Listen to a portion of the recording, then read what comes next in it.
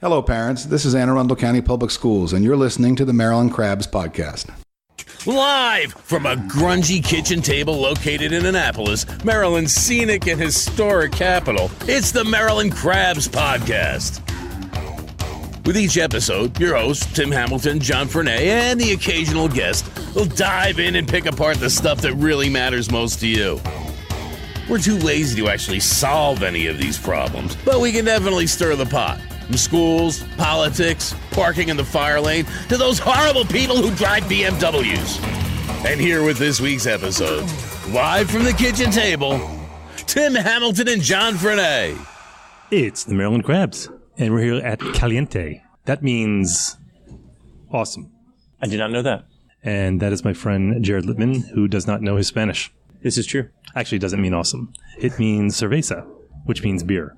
I'm drinking a Modelo. I said surprise me, and that's what she brought me. Did it surprise you? No.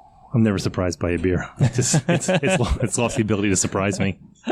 She asked for a surprising beer, and she brought you a beer, and that met your goal. Right. Yeah. So Jared is the owner of K&amp True Value here in Annapolis, and he is also the former alderman of Annapolis. Ward 5? Ward 5 alderman, and you look much more rested than you did like a year and a half ago. Well, probably this time a year and a half ago, I'd probably still be at home catching up on emails. Yeah, I have them out late too. It is like 9:15, which for me is like my day is just beginning because I'm a night person, and Jared's looking at me like all bleary-eyed right now. Yeah, we're about to hit my bedtime if we don't wrap this up soon. And we're not gonna.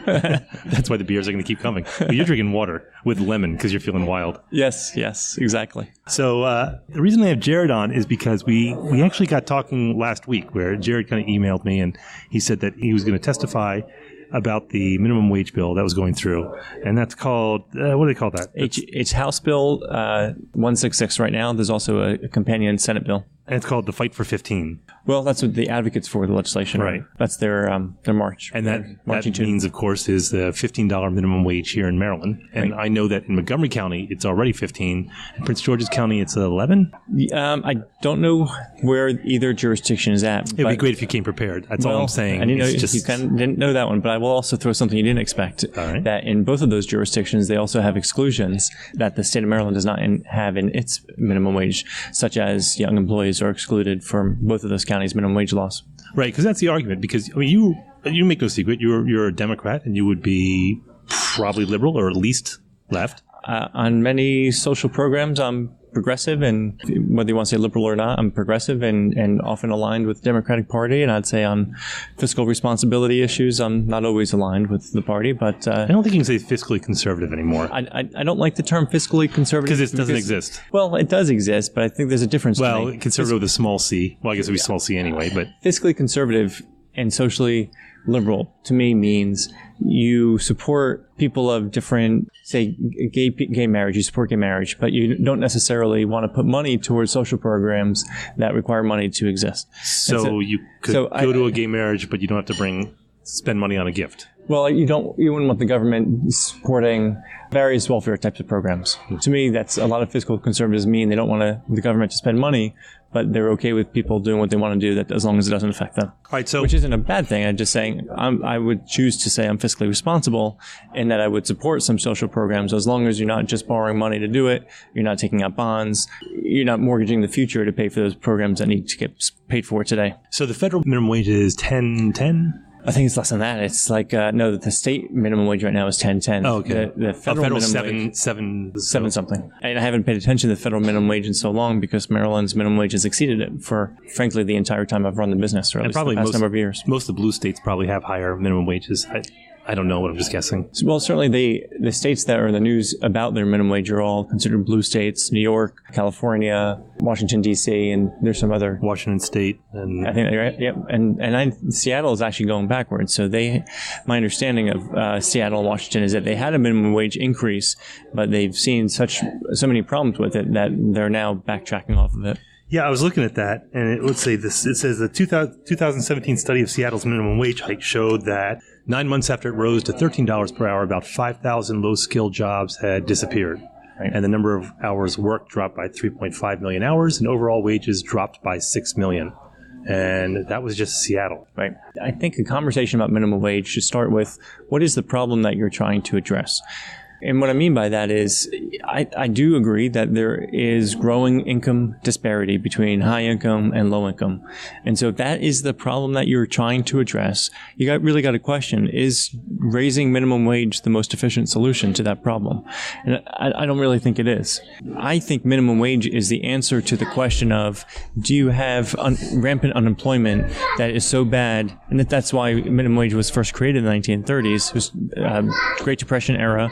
You had high unemployment, 20% and above, and employers were able to treat employees very badly, pay them pennies, because if they didn't accept that low wage, the employer could fire that person and bring on somebody else, because there were plenty of people that were itching to take those jobs. That does not exist today. Unemployment now is historically low numbers, below 4%, depending on what area you're talking about. Certainly Maryland, it's historic lows.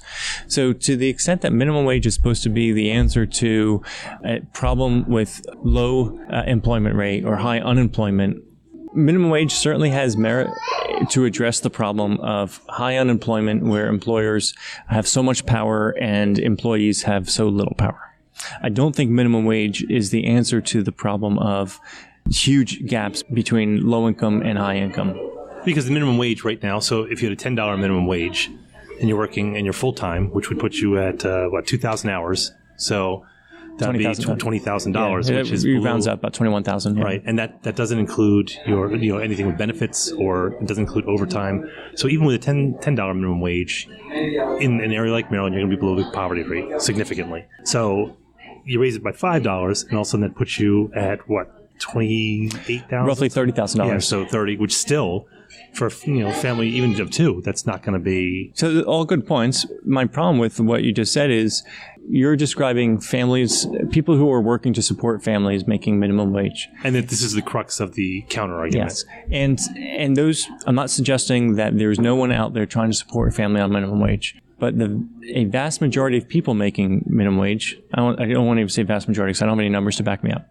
A significant portion of the people making minimum wage are working entry-level jobs. And that's my main concern, that you have so many people making that are making minimum wage at entry-level jobs. So we're talking, could be 15 years old, coming to their first job. I'm often someone's first employer, and I'm teaching people, or my staff and I together, we're all teaching people how to work a job, how to talk to people, how to answer phones, how to dress appropriately, how to report to work on time. And those people are not producing revenue to justify a $15 pay rate. And that's ultimately how people's salaries are often dictated. What is the value that person brings to the business? How much revenue are they producing? Because ultimately it's that revenue that needs to make that payroll. There's no one running a business that just has so much cash they don't do with, and they just throw money at payroll. It's tied to people's responsibilities, people's experience, and ultimately, what's the revenue that person is generating? And when you have a 15, 16-year-old working their first job, they often aren't bringing the revenue to earn very much. Often it costs money. You've got to train them. That costs money. If you're a business that offers benefits, then you not only have their pay, you have the employer's matching payroll taxes, and then you have your benefits, whether you're offering health insurance or pension expenses, you're offering bonus pay. There's lots of other benefits that aren't calculated into the minimum wage calculation. So that's the argument right there, is when you're talking about the younger workforce who's taking these jobs. And you and I talked about a little bit about this using McDonald's for an example. They're a first job for many people. They're a major corporation making billions of dollars a year, but it's based on paying people around minimum wage, around there, except for their managers. And even their managers, assistant managers, don't make a lot of money. Right. But restaurants are a little bit different. So I know that... particularly that model, because a fast food restaurant like McDonald's, they don't have waiters and waitresses that are making tips, for instance.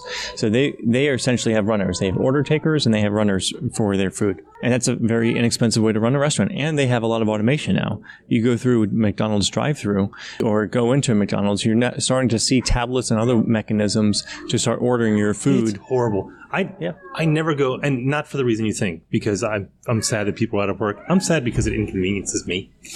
And I never eat fast food. I hate it. But we were coming home the other day, and my daughter, it was late, so we had to throw something down her throat because she was just complaining nonstop. So we stopped at McDonald's here on Bay Ridge, and I never go to McDonald's, so I don't know the lingo. So I go inside, because I'm not going to do the drive-thru, because the drive-thru snakes around the building, and they have those kiosks there now. And I went to the kiosk and I was so confused I was embarrassed. I just, all I wanted was 2 orders of McNuggets, 2 fries, and 2 sodas, but you had to order them separately. And I wanted to kick somebody. Well, yeah, that business did the calculation of how much does it cost to pay somebody to do all those things, and how much does it cost to have an automated service.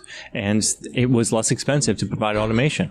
Now, if you raise minimum wage currently in Maryland at $10 an hour to $15 an hour, you're going to see a huge increase in transition to automation. But wouldn't you see that anyway? And that's my argument with people, and I'm not defending it because actually I don't think you would. I think if you can save money by having automation, don't you just do it anyway? No. So that's now, what, now look at Giant. Giant. Because Giant, I'll use my store as an example. My store is based on high customer service interaction, so that when you walk into the store, you have people to talk to, someone to ask questions to, people to get help for.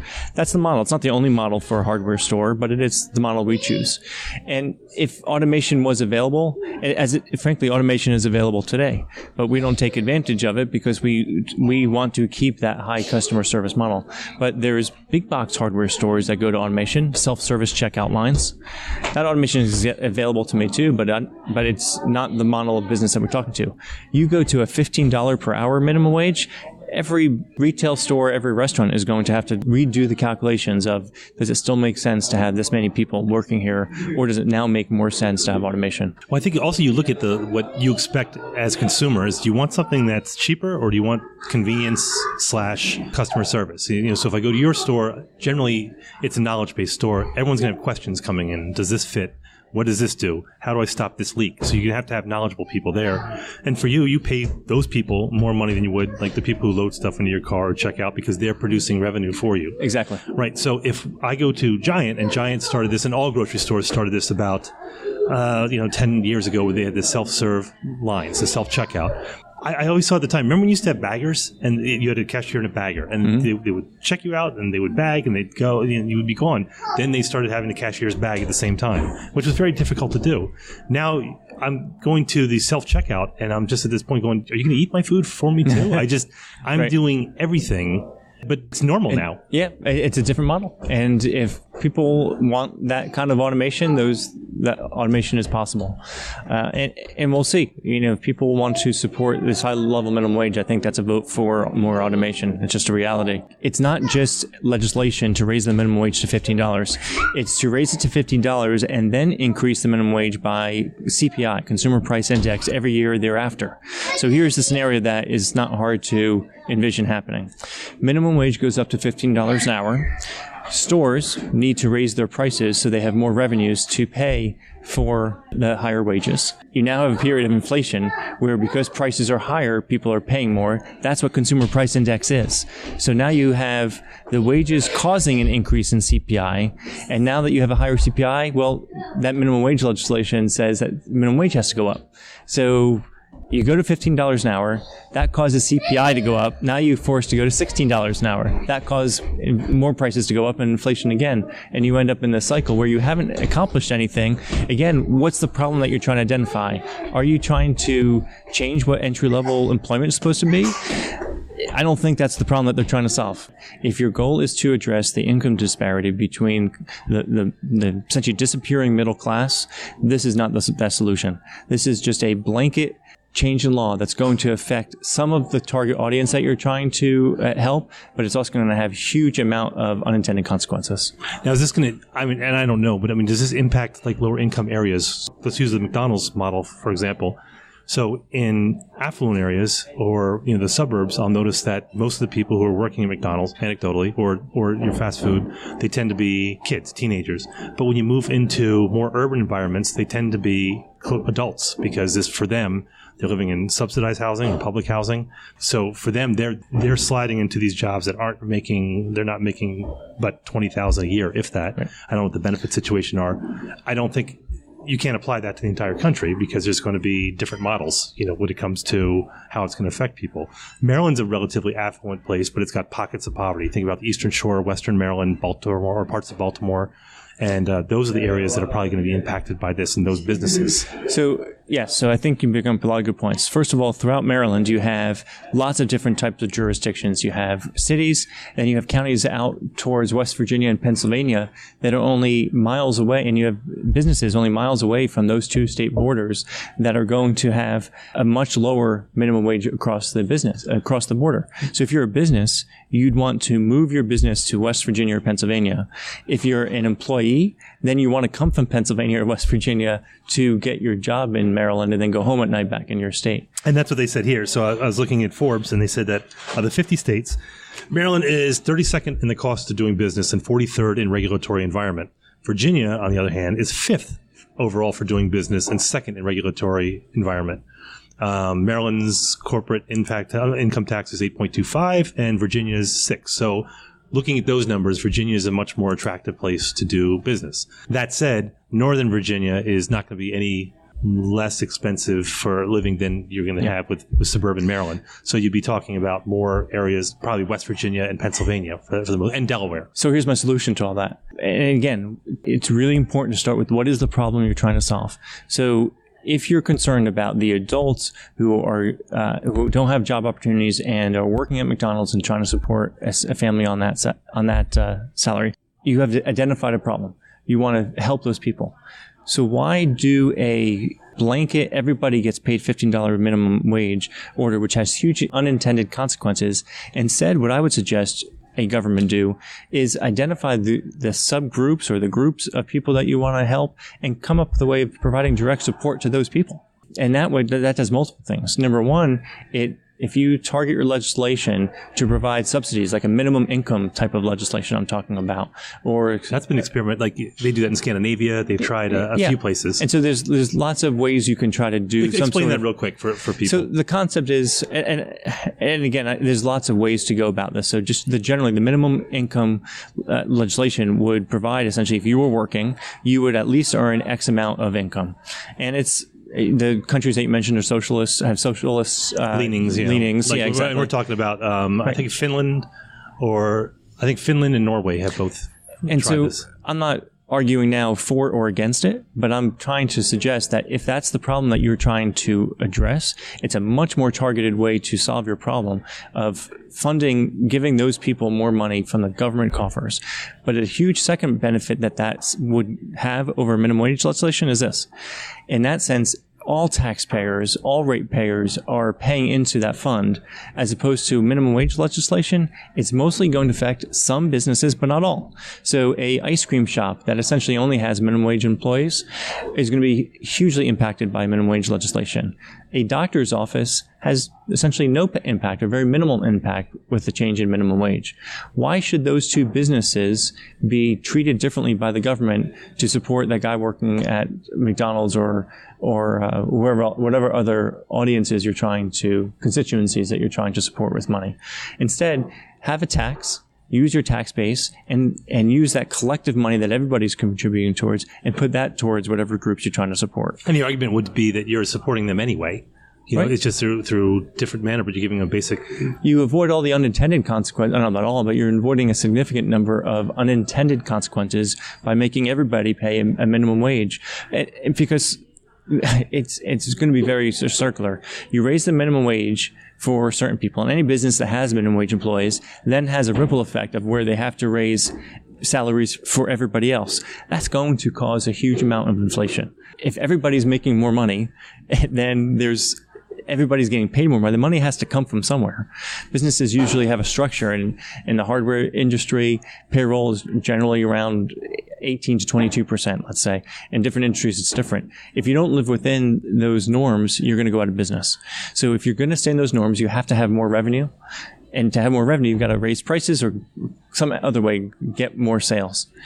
Do you know what the labor to goods is in the floral industry? I just found out 60%. 60% is labor? 60%. Yeah. So you're making $100, 60 of it's going to labor. That's why you see so few florists. So every business has that. And so, like the government, the city of Annapolis' budget, 80% goes towards salaries. That's crazy. Yeah. Is that typical for government? I don't know. I have enough data. Because that's really salaries that. and benefits and retirement, right? Yes. Yeah. Yeah, exactly. It's all those. All goes towards keeping your personnel. So I'm thinking, so now we're talking about scale. And this is where it gets interesting, is because if you came to me 20 years ago and you said, hey, I think that we should raise the minimum wage, I'm like, hell yeah, we should. All these corporations getting rich and, people, there's a huge gap between the CFOs, CEOs, and the employees. But it wasn't until about 20 years ago when I started working with smaller businesses that I saw it at ground level and I saw the arguments, because I always pictured the people who were fighting against the minimum wage were, the Walmarts and the fat cats. Exactly. Well, so I've changed my view of this because it's a complex issue. Amazon's minimum wage is $15. They switched last fall. Walmart's increasing the minimum wage to $11. Costco already pays $14, and Target plans to go to $15 an hour by 2020. So those are the fat cats we're talking about. So I took it a step further, and I was thinking about, okay, so Maryland is per capita the wealthiest state in the country, which would make it the wealthiest state anywhere. Again, we have pockets of poverty. And when we're talking about Maryland, about the wealth in Maryland, it is centered in about 5 counties. We're talking about Montgomery County, Prince George's County, Howard County, Anne Arundel, and then Frederick, actually. So if I go to the Home Depot here and I buy siding and I pay X amount of dollars, if I go to Utica, New York, which pays probably half to maybe a third of the rent that the Home Depot does here, assuming that they lease the land or what have you, I'm paying essentially the same amount for that siding, because that's what they have to have a certain margin, and that's what they're buying it for. And but since they don't pay as much in rent or leasing, then they're more profitable than the ones would be here, and they have to make it up in volume here. So paying someone more here is a lot bigger deal than raising the minimum wage in Utica, New York, where they can absorb those costs a lot easily. Right. So you would say, well, the big companies, they can spread that cost because it all comes out in the wash. So you say, all right, if they raise the minimum wage in Maryland, then it doesn't matter because we have Iowa and Nebraska and all those to cover us. Whereas you have a single location here in Maryland. I think your argument certainly has merit, but damn right. But I think even if in a much smaller picture, the point is the same. If you just compare, if minimum wage went up, and it would affect, in my store, we have under 10,000 square feet, and we have something like 23 employees. If you calculate that ratio of employees per square foot, and you look at the Home Depot also in Annapolis, you're going to find a much different number. You're going to have a 100,000 square foot building, and I don't know how many employees, but it's 3. They have 3 employees in the Home Depot. It's going to be, trust me, I've looked for them. So I shouldn't use a specific name, a specific business name. But my point is, any of the big boxes, you're going to find a much smaller number of employees per square foot in those big boxes. Their total personnel is also a much smaller percent of their revenue. So the number I gave before, 18 to 22% for payroll, that's for typical independent hardware stores. In a big box, it's a much smaller number than that. So just by $100 sale in my store, $20 of that, using round numbers, $20 of that is going to go to payroll. $60 of that is going to the goods, and then you have rent, and you have utilities and everything else chewing up essentially the last 20%. Hopefully you have some couple dollars left over for profit. In a Home Depot, you might only have $15 of that $100 sale going to personnel. So if just that personnel cost increases by some percent, it's going to have a smaller impact than the same percent increase on my $20 portion of the $100 sale. Well, and that's kind of a rookie mistake I see. Not that I'm a business thing that I don't know of right now, but it's entrepreneur. Yes, but that's one of the mistakes I always see when I see a new business open where they have so much staff, and you would think that that's a good thing, but I'm just sitting there looking at all the staff and it's like you ever been in a taxi before Uber and you could feel the meter running and you're sitting in traffic and you just feel that money ticking away? And I think every business owner has seen that on a slow day. They're looking around, their employees have nothing to do, and you just feel that money flying out. That's why it's so much harder to start a business than to take over an existing business or buy an existing business. Yeah, and there was a business I saw who opened up in Annapolis about 12 years ago. It was a butcher shop. And not Mike Smollins, who was a great guy, but this was another one that was over off Riva. They had great product. I love what they did, and it was fantastic. But I remember walking in for that first month, and they had like 10 employees in this place that was the size of this room, and you're not here to see the size of the room, but it's too small for 10 employees. Yeah. And there was like 2 customers in there. And I was like, look at all this money right now. And that's a rookie mistake. And I saw that, frankly, a little bit in the market house. And we mentioned that before. So I'm not, and Jody knows more about business than I'll ever know. So I think in the beginning you have to front load a little bit. But sometimes I'll go in there and I'll see all those employees. I go, that's great for the customer, but I'm a little nervous for the business model. Yeah, exactly. Yeah. The huge area of this conversation that we haven't touched on yet is online shopping. And obviously every year, every company says a greater proportion of their sales are coming from online shopping. Well, the online shopping experience is not very labor intensive. I'm not saying it's labor absent, but it just requires much fewer people. You don't need the expert knowledge. You don't need the guidance of you should get this versus that. The customer is left to themselves to figure out what they need. It's very mechanical. And the labor you have is for shipping. It's for handling returns. It's significantly less labor intensive. So we all know people shop online. A portion of people's sales are moving from brick and mortar to online sales. Online companies, suppliers, wouldn't have a huge impact to their bottom line if minimum wage went up.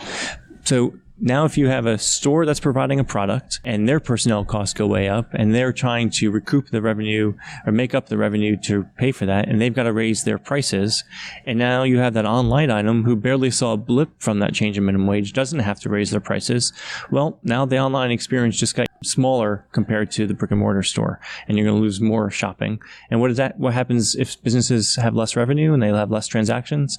Guess what? They're going to have less payroll. They're going to cut heads, because they can't sustain the same number of people if they have a lot less business. I know it's cliche right now, but you look at the Amazon effect, and it's hard to believe it's only 20, it's like 20 years ago. Remember when they first started, they were just doing books. Right. And now you can buy anything online. I just bought something on B&H the other day, and everything is done online, and they call it the Best Buy effect, is where you go into Best Buy, you check out the device, the electronic device, you fool with it, and you go and you order online. Right. Although, it used to be you got the best deal on Amazon, where now you do have to shop around because it depends on where you live, actually, because they have dynamic pricing, so they can charge people in different places in the country different prices, which I think is unfair, but it's their business model. I know I have things less expensive in my store than you find on Amazon. It's Amazon is not always the lowest cost. No, they're not. provider. They used to be, but not anymore. But online shopping is obviously real. It grows in effect for every year because of the convenience. Yeah, and it comes down to that. And it's and I've heard horror stories about the people who work in the warehouses and what they're doing. It's the convenience and assumption that they're the best price. Well, and we've talked about this. You have an independent store, and most people independently owned store, and most people think that, well, I'm going to shop the local stores, and because I may not get the best price, but I'm supporting a local store. And frankly, that's not to make it a commercial, but I mean, that's not usually the case. Certainly in some instances it is, but I shop online and I shop big boxes to make sure that my customers are getting the best price on hundreds of items, period. Right. There's an immediacy to it. When it comes to your business, is that I've seen the kids come and go for 20 years at your store, where you have the same loaders, the same cashiers. Some of them I got to know their names. Some, were there for a weekend, and, but as a matter of fact, one of my coworkers I work with, she goes, "Oh my God, I worked there for 2 years." And she goes, "My brother worked there." And it was just, and she had stories about it. And is that guy still there? Well, that guy who's still there, yeah, he is still there. And that was when she was a child. Now she's a professional. Right. And that guy's still there. And the reason he's there is because we talked about is he makes more than minimum wage because he generates revenue for the store. Yep. And I think that's differentiation that we have to make and say, looking at this, not just the small businesses, because, McDonald's is, it's a corporate business, but it's owned locally. It employs local people, and I'm always one to kind of shit on them. But even these chains employ local people, and a lot of them are locally owned. So when you look and say, all right, how is that going to affect them? Because like I said, 20 years ago, I would have said, raise that minimum wage. And now, and not for the reasons that I'm not looking to say, well, they're going to start laying people off and they're going to start canning people, because you have to have staff to do that. But it's going to be less convenient. It's going to hurt local people. It's going to hurt the local business owners. So, I mean, I guess I've evolved on this. I guess I just didn't like the way I was being told this. When I was watching like Fox and Friends, and they're just shaking their head about what it's, when they're wearing their $1,000 suits or $2,000 suits, telling you what it's going to mean. Right. But then you talk to a local person about it, and you see how it's going to affect them. It's scaring a lot of small business owners. Most small business owners that I know, they're keeping their business alive and they're making some money, but they're not swimming in it. That they have all this extra revenue coming in where they can just sustain a higher minimum wage and not affect their business. So that's almost a 50% jump. Yes, like 48%. Yeah, that's in what, by 2023? So that gives it's $1 a year. But like I said, it won't. You got to keep in mind, it's not going to stop at $15 because that CPI factor. It's going to go up. I don't know. It could easily go up another $1 per year every year after that, because of that effect I talked about. Once you get to $15, prices are going to go up. That's going to cause the CPI to go up, which means automatically it's going to trigger the clause in this legislation to raise minimum wage again. And just rinse, wash, repeat. And pretty soon it's going to be $100 minimum wage. Yeah, and then I don't see how that helps anybody. I'll tell you what, let's take a quick break, and when we come back, I want to talk a little bit about restaurants. Okay. Buying a home is a big accomplishment, and we enjoy being part of that, especially for first-timers. The excitement of being approved and knowing they were building their future in their new home. All over the county, you will find homeowners who received the funds they needed from us. I'm Alan Hyatt, chairman of Severn Bank, and I tell you nothing means more to our bank or me than helping home buyers. Last week, I drove by a house and saw kids playing in the front yard. I recall how excited their parents were when they found out that the home was going to be theirs. So if it's a home, an addition, or a renovation, see us at Severn. You'll find affordable home loans, great service, a commitment to our community, and an enthusiastic team to help you. Severn Bank, here with you. Online at severnbank.com. Member FDIC, equal housing lender. All loans subject to credit approval. Severn Bank is a trade name used by Severn Savings Bank. Join WRNR for the 7th Annual Holistic Health Fair, Saturday, February 16th at the Hotel Annapolis. Find healing and health through a more natural approach with displays and demos for everything from Pilates to pet therapy. Plus, healthy living and wellness experts will be on site for group and one-on-one sessions. Interested in a healthier lifestyle? Join us at the 7th Annual WRNR Holistic Health Fair. Details at WRNR.com. And we're back. I've got another beer, and you passed on the water because you're driving. Yeah, only one per day for me. I hate water. I just bored Jared with my long story about how I quit Diet Coke. And he was very encouraging, but I saw that pitying look in his eye going, good for you. Good for you that you're not drinking soda. Right. It's a step. It's a baby step. Yeah. Shit all the time, though. We have a multiple step program for Tim here. We're trying to get him on. Quitting the Diet Coke was step one. And then crack's next. I am going to cut back on that. We're going to try to get Tim to the gym. I go to Pip Moyer a lot. Just... yeah, but for yourself. Oh, I gotcha. Yeah. Dropping off the kids. Yeah, I walk down the stairs. I don't take the elevator. Yeah, good for you. I like people watch some woman. She was downstairs dropping off her kid. She took the elevator up and then went over to the stair machine. That's funny.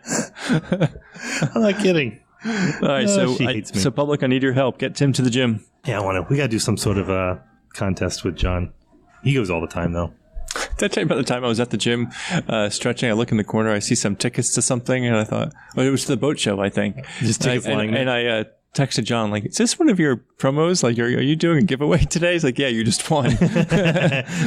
Anyway. Yeah, just stretch and tickets. Yeah, that's if I win tickets to stuff, I'd go to the gym all the time. It's so nice to win something unexpected, right? Yeah, I gotta get back to the gym. I feel like crap. Yeah, you do. Anyway, so we were talking about the minimum wage, and the one thing that we were talking about, we were supposed to have Walter Vasquez here from Sin Fronteras, but his daughter caught a flat, so he had to turn around and go back. So he says. But the reason I wanted to talk about it is because when we're talking about retail, I think it's a different animal than restaurants and that whole model. And you and I babbled on about this a long time the other day on the phone with you because I am anti-tipping.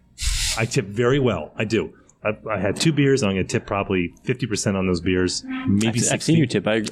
You are a good tipper. But I don't, in principle, I just resent the fact that I am covering the cost of labor directly because I don't see why the cost of running a business is different than the cost of running retail. And I'm probably wrong because I'm wrong most of the time. It's a silly argument to me, no offense, but because you're right. if their wages were built into the prices, you'd also be paying for their labor. This just empowers you to tip differently whether you got good service or bad service. Right. I'm just trying to mull that over now.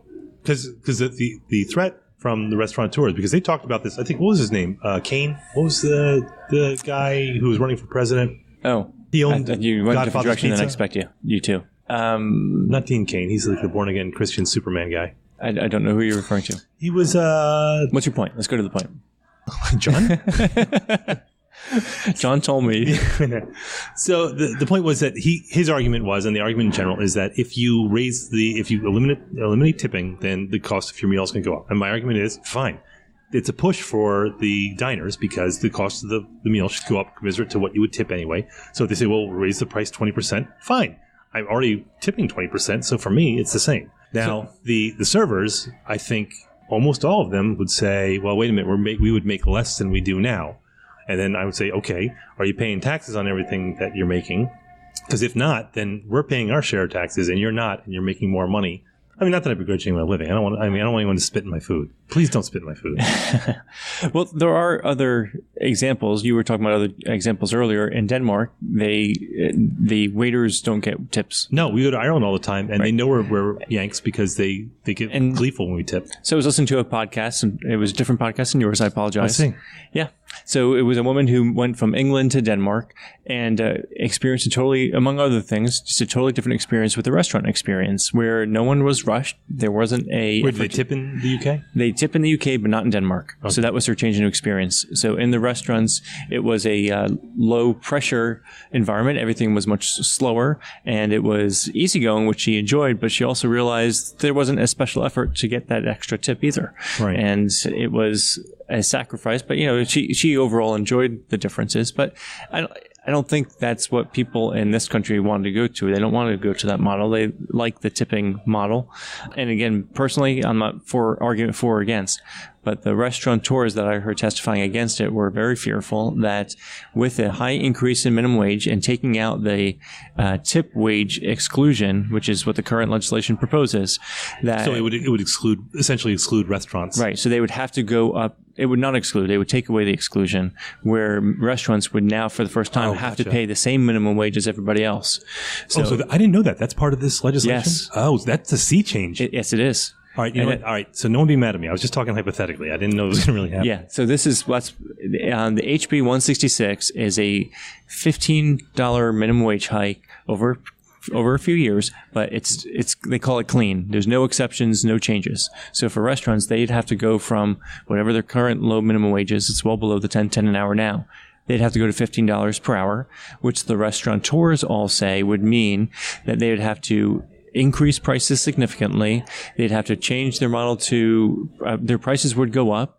So their expectations is that their clientele would not tip, and as a result, the waiters and waitresses would make a lot less money, and their model would end up going to more automation. They would end up having runners and busboys. So you would put in your food, and you wouldn't have that dedicated waiter and waitress like you do now experience. So restaurants are freaking out about this. And by the way, there were a lot of waiters and waitresses there to testify against it too, because they like making a lot more than $15 an hour now, and they were concerned that they would lose their wages. And that's where, look, I mean, aside from the mechanics behind the economics of it, is that if I go to a high-end restaurant and you have impeccable service, that's part of the experience. So if I go to Lunas, I'm going to pay a lot more, but the service at Lunas is just phenomenal. Right. And I agree with that. You go to a restaurant and people phone it in, and they're like, where's my 20%? And I'm just like, well, wait a minute. So I had an interesting conversation while I was there with a restaurateur, someone we both know, but I won't mention his name because I'm going to try to paraphrase him. He owns a wonderful restaurant in town. Where's it located?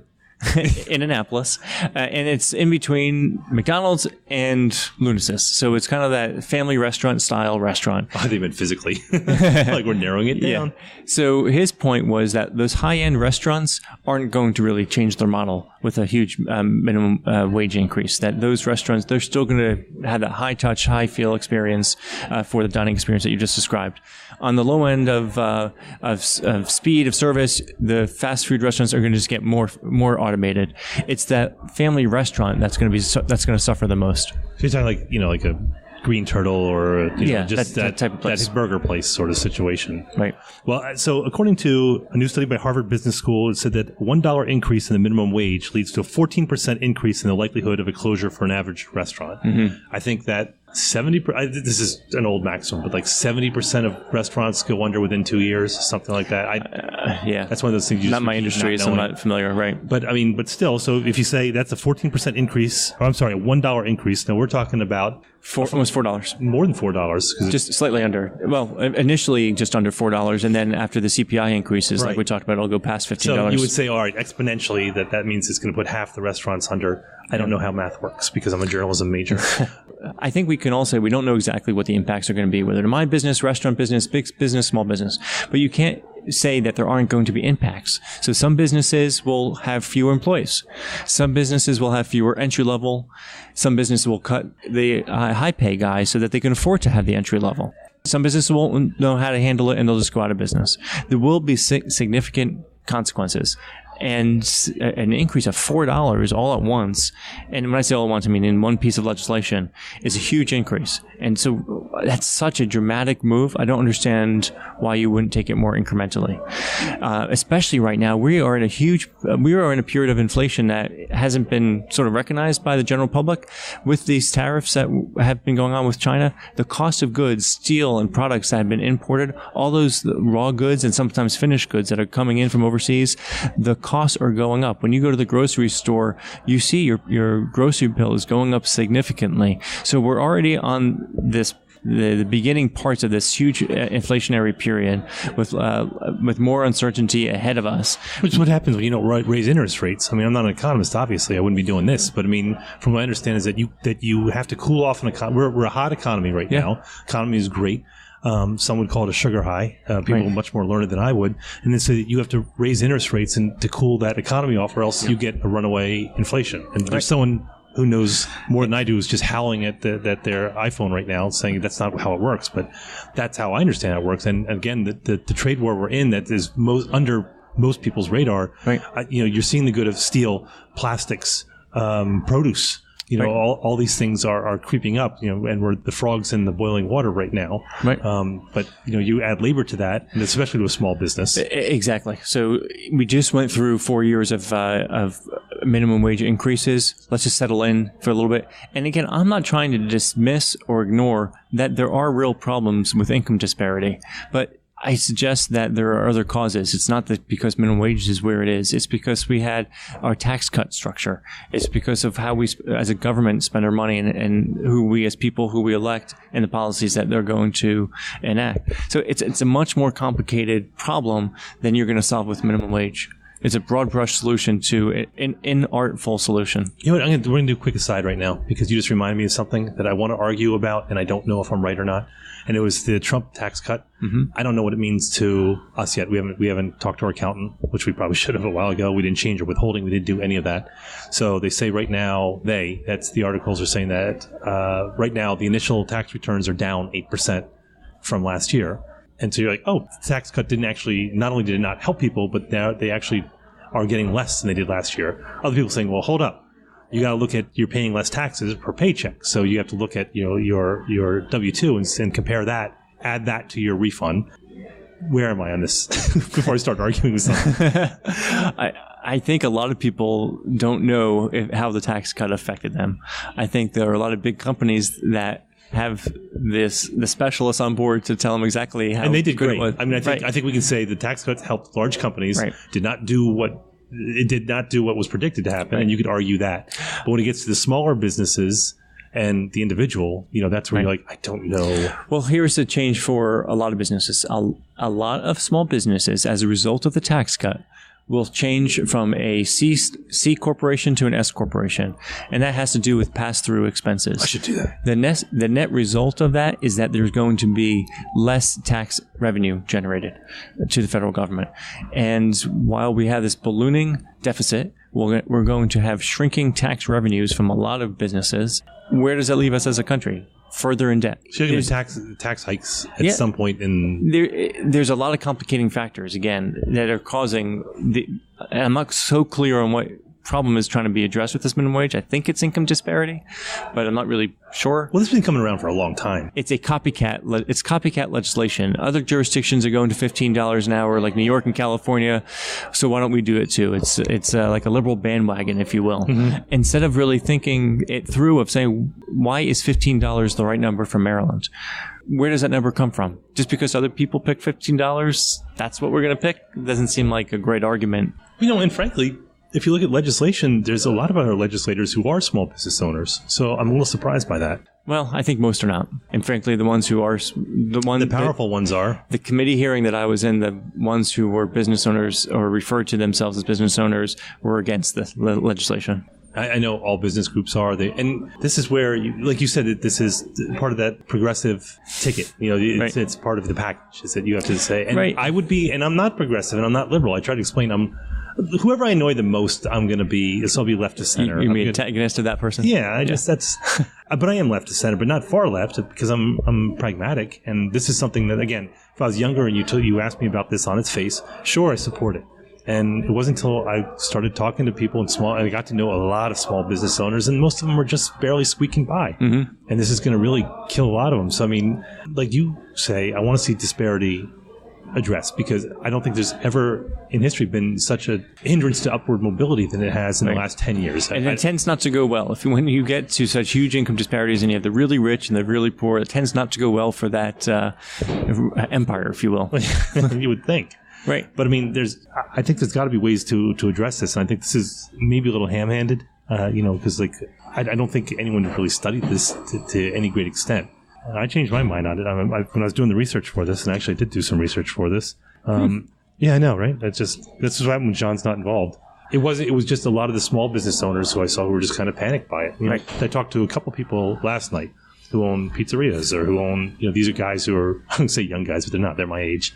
And I said, what are you going to do? And they said, we're not sure. They shrugged. I said, if it goes through, what's your plan? They said, we don't have a plan. We don't know what it means. We're not going to know until we get into it. My hope is that if the Maryland legislature is going to pursue this, and it appears like they're going to do it, they build in some exceptions and exclusions. Number one, I'm not a restaurateur, but as I understand it, getting the tip wage exclusion back in makes sense, but that's not my issue.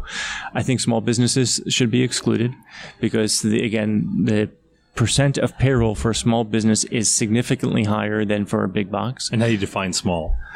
I would say under 50 employees, but I think that's the Health Care Act uses small as 50 employees. 50, yeah. So that's where I got that from. The second exclusion I advocate for is excluding under 21-year-olds and over 55-year-olds. The under 21s hopefully is obvious from our discussion that it protects entry-level wages at a reasonable amount to compensate somebody for the amount of productivity that they can provide. The over 55, my thought process along the lines of this: if you're over 55 and you've done well for your career, you're not making minimum wage, this doesn't apply to you. I have seen in my store and other places plenty of instances where there's someone who is retired from their main job and is just looking for something else to do in sort of after they're retired. They don't necessarily want to do as much as someone who is getting paid higher and be more productive. So they're happy to have a job, and we're happy to have somebody with some more experience, but might not necessarily put in the same level of energy or hours. And that's not to say all people of that age, just there have been instances. The third change I would make, again, is referring to what I was talking about earlier, where the government, instead of either burdening small employers or businesses in general with yet another social program, whether it's healthcare or retirement or anything else, make this a government program directly as opposed to through businesses.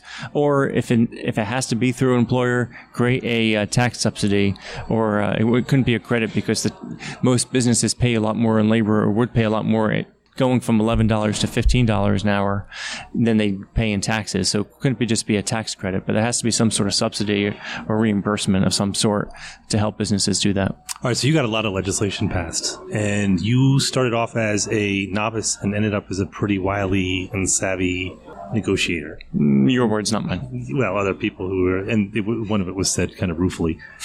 But that said, how does this work behind the scenes? So is there a compromise built in? Like, they asked for all these things, and they said, look, we're going to put this out, and we're going to give in on the tip exclusion. Is this stuff built in to, you have to have enough fat to trim to make everyone look good? Right.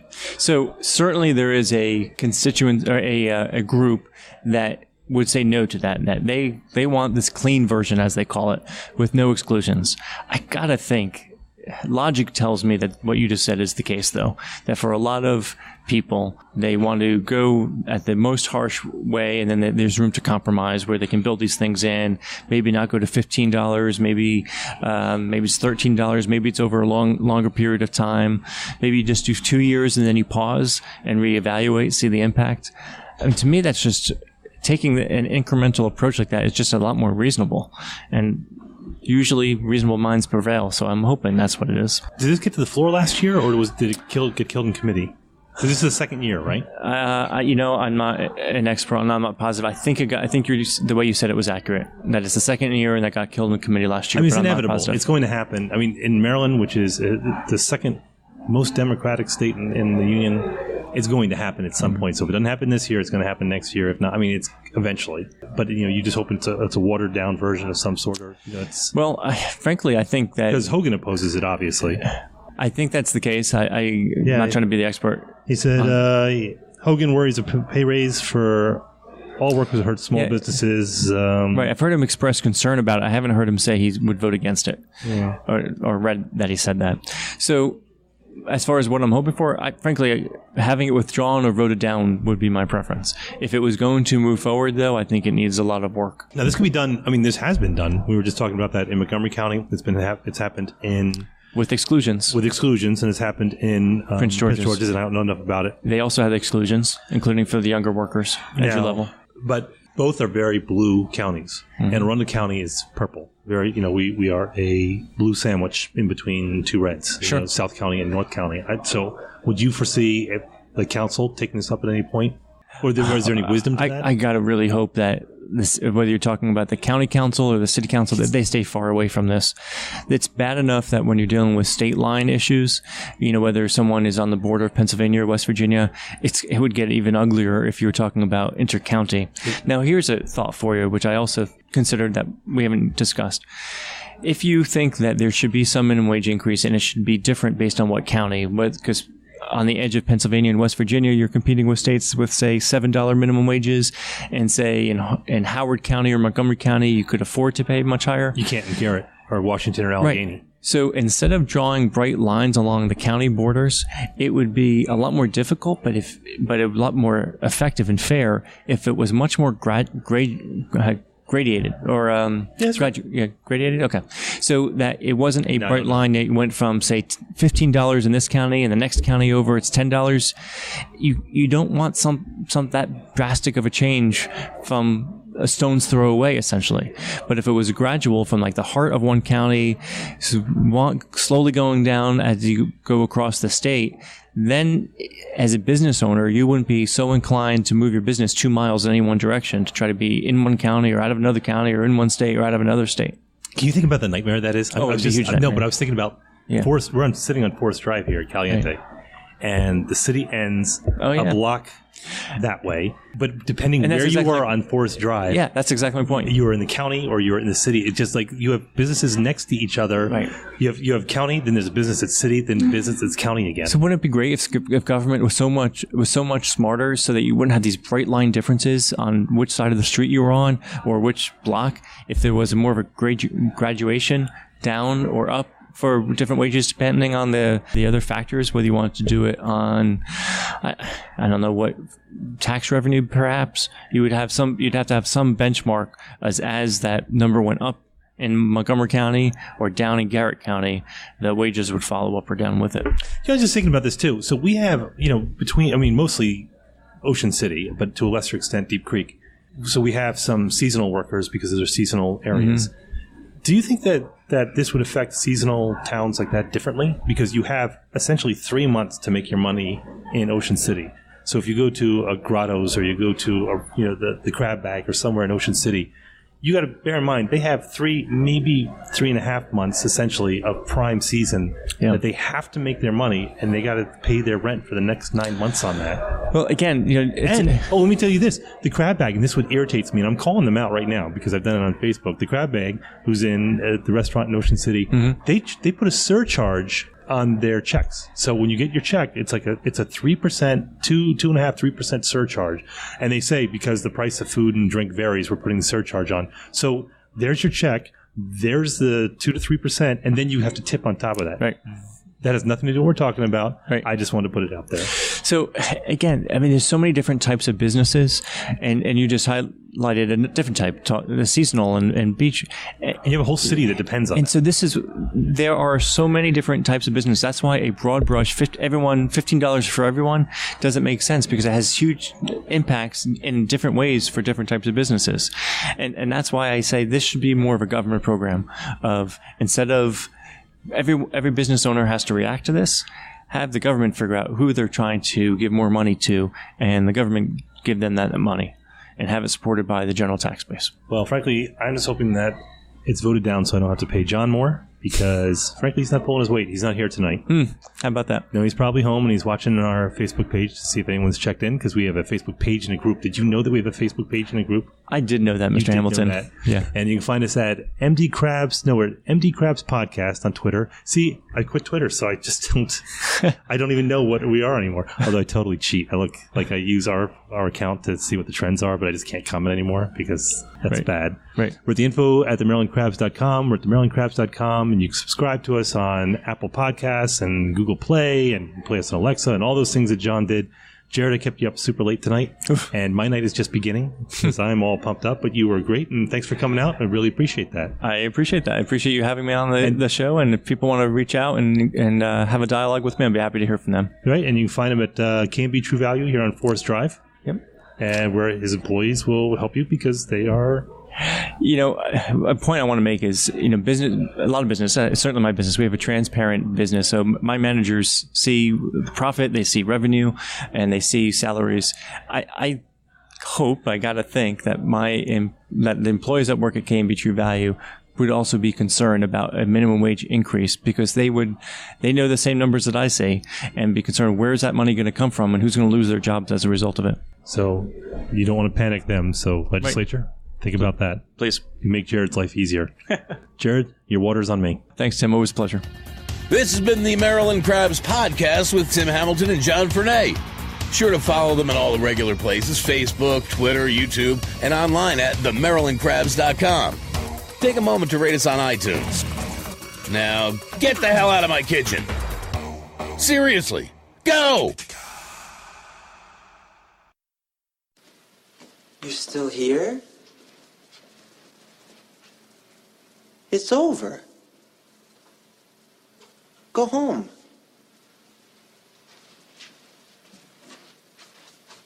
Go.